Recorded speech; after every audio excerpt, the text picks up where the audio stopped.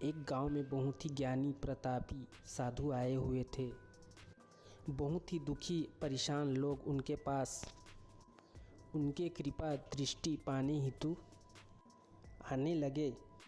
ऐसा ही एक दिन एक गरीब दुखी आदमी उनके पास आए और साधु महाराज से बोला, महाराज मैं बहुत ही गरीब हूँ, मेरे ऊपर बहुत कर्ज भी है और मैं बहुत परेशान हूँ, मुझ पर उपकार करें। साधु महाराज ने उन्हें एक चमकीला नीला पत्थर दिया और साधु महाराज ने उस गरीब को कहा, यह एक कीमती पत्थर है।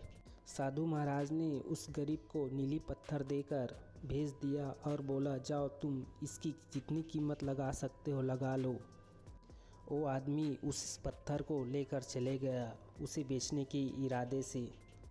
अपने जान पहचान एक दोस्त के पास गया और वह सब्जी का धंधा करता था।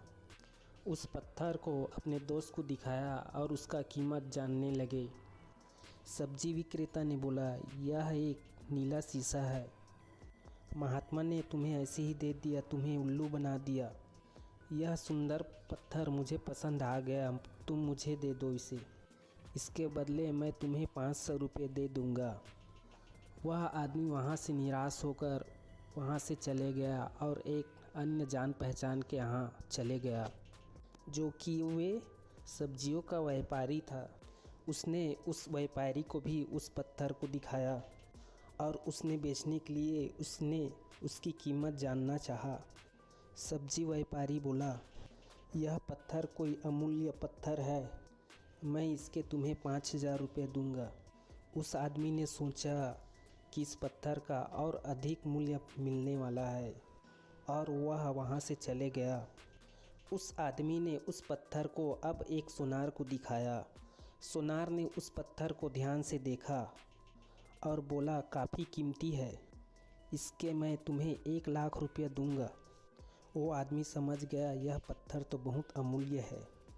उसने सोचा क्यों ना मैं इसे हीरे के व्यापारी को दिखाऊं। यह सोचकर वह सबसे बड़े हीरे के व्यापारी के पास शहर चले गए। जब वो हीरे के व्यापारी ने जब वो पत्थर देखा और वह उसे देखता ही रह गया, चौंकाने वाला भाव उसके चेहरे पर आ गया।